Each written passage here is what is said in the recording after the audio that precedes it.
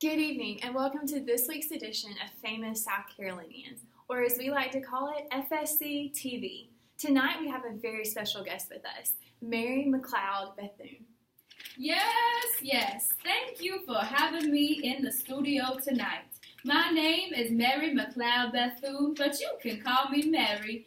I was born on July 10th, 1875 in Maysville, South Carolina.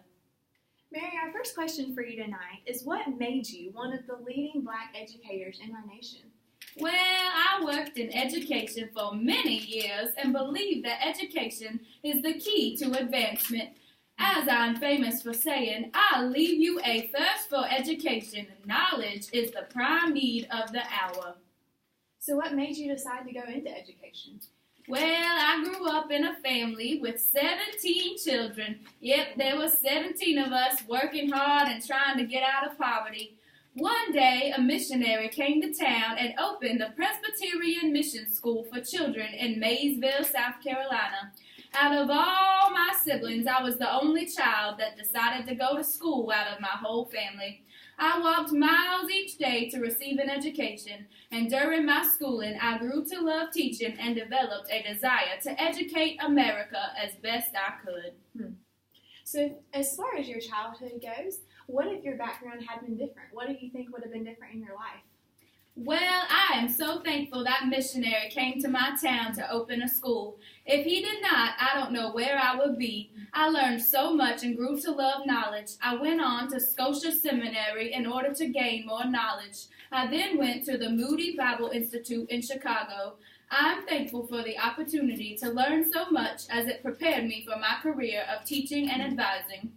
How did your decision to go to school change your life and impact so many others?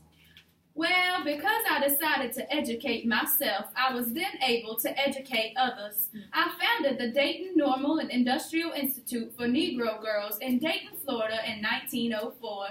I was able to grow the school to over 250 students. The school was later named the Bethune-Cookman College, and I served as the president there until 1942.